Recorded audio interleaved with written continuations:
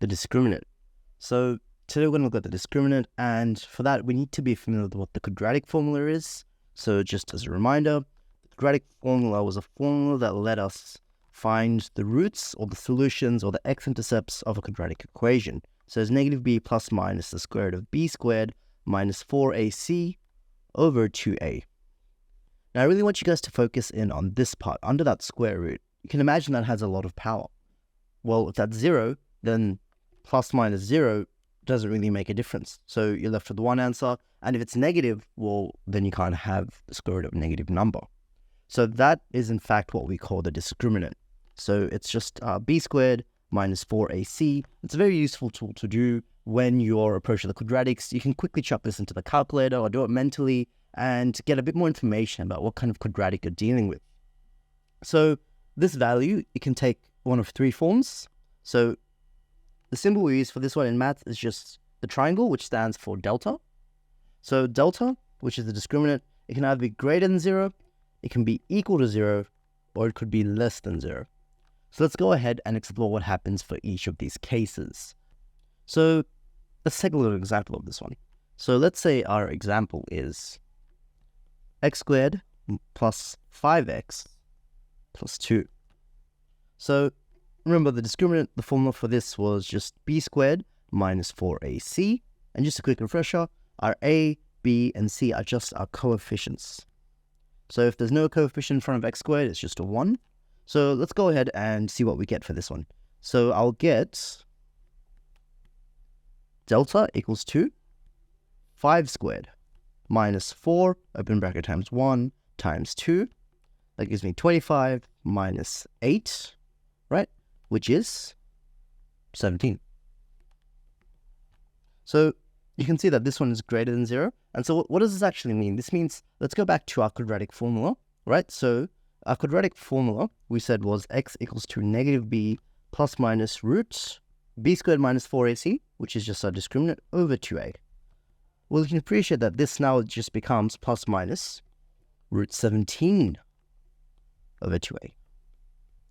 So this tells me there'll be two answers. So the first instance will be when it's negative b plus root 17 over 2a, or the second instance will be negative b minus root 17 over 2a. Okay, so when the discriminant is greater than 0, that means we have two roots, or two answers. Very straightforward.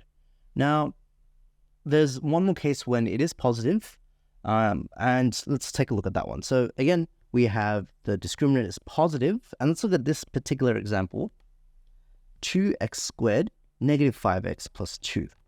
And just remembering that the discriminant is b squared minus 4ac.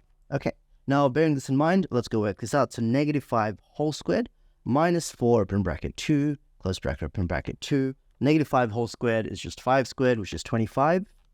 Negative 4 times 2 is negative 8, and then times 2 again is negative 16. And this just gives me 9. So again, recap. So remember our quadratic formula, negative b plus minus root delta over 2a. Well, this just becomes negative, negative, negative, makes it positive, right? Plus minus root 9 over 2 times 2. And just simplifying these, negative, negative is positive. Root 9 is 3 over 4. So again, there's two answers, but in this case, we're getting either, so 8 plus 3 is, 5 plus 3 is 8 over 4, or you're getting 5 minus 3, which is 2 over 4. So you're getting two very rational answers, and you're getting two whole numbers as well. So you're getting a whole number for one of them, and you're getting a fraction for the other one. So the main thing that we're trying to see is when our discriminant is not only positive, but it's also a perfect square, we're going to be left with rational roots. Whereas if you look at the previous example, because of that root 17, it's a surd and hence it's irrational. If those terms don't make sense, be sure to check out our videos on surds. Okay, so let's look at the next condition. So that's where the discriminant can equal to 0. Okay, and I've got the best example for you guys. Let's say it's x squared negative 6x plus 9. And again, just a friendly reminder, discriminant is b squared minus 4ac. So plugging those in, right, we'll get negative 6 whole squared minus 4 times 1 times 9. So negative 6 squared, same as 6 squared, which is 36. Negative 4 times 9 is negative 36. And look at that, it gives us 0. So again, let's bring this back to the context of the quadratic formula. So we're looking at negative b plus minus root discriminant over 2a. Well, if this part just becomes 0, well then I'm essentially just left with negative b over 2a. And you can see that that actually means that when the discriminant equals to 0, I'm only left with one root or one answer. So let's look at the last situation that can happen. It's probably one of the more interesting ones actually. So where the discriminant is less than 0, i.e. negative. So again, just a reminder, b squared negative 4ac. And let's go ahead and give you guys an example. X squared negative 3x plus 4. Okay, so now let's plug all of these in. So negative 3 whole squared minus 4 times 1 times 4 again. Well, negative 3 whole squared is the same as 3 squared, which is 9.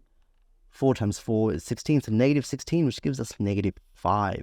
So you can see it's negative. And to put this in the context of the quadratic formula, so again, negative b plus minus root delta over 2a. Let's go ahead and chuck these in. I want to get negative b plus minus square root of negative 5. And you can immediately see the problem because I can't actually have square roots of negative numbers. So this is an issue. So depending on the scope of maths you're doing, in higher up maths, we call these imaginary numbers. But for now, all you need to write for your solutions here is no real solutions. Another term used to define the situation is called a definite. Okay, because we know there's definitely no answers. And then you look at that first coefficient. So in this case, it's 1, right? It's positive 1. So if a is greater than 0, we call this a positive definite. But if a is less than 0, we call it a negative definite. So let's dwell on this concept just a little second longer. So if there's no real roots, what does that mean? That means there's no x-intercepts. So if the discriminant is indeed less than 0, that means you're actually looking at a graph which doesn't touch the x-axis. Now, is it above the x-axis or is it below the x-axis? How do we know? Well, if it's a is greater than 0 and it's a positive definite, it will be the first one. And if a is less than 0, so it's a negative definite, and it'll be the concave down one. So we have the concave up and concave down. So this is useful in application if you need to know, okay, are all the values going to be positive? Well, in a positive definite, you can't get a negative value. Likewise, in a negative definite, you can't get a positive value. Okay, so let's just take a quick recap of what we discussed today. So we saw in the context of the quadratic formula, there's something under the square root, and that's what we looked at deeper. That's what we call a discriminant, b squared minus 4ac. So there's three conditions this could be. Either this could be greater than 0, it could be equal to 0, or it could be less than 0. So we saw when it's greater than 0, there's actually two roots. And if it's a perfect square, right, if it's a perfect square, we're going to have rational roots. Otherwise, they won't be rational. So if it equals to 0, then it's just one root, one x-intercept. And if it's less than 0, there's no roots, so no x-intercepts. And you can either have, if a is greater than 0, you can have a positive definite. So it's definitely all positive. Or you can have a negative definite if a is less than 0. And just to show you, just to thank you for giving me so much time already. So when your discriminant is positive, that's two roots. That means it's going to touch the x-axis twice. So it could be like this, for example, or it could even be concave down. Now, if there's only one root or one x-intercept, that means it can only touch the x-axis once, and therefore it sits on the x-axis. Now, again, this thing could be concave up or concave down. Now, if there's no root, that means it doesn't touch the x-intercept at all. So it could be like this, positive definite, or it could be like this, negative definite. But that summarizes the discriminant. Thanks so much for listening.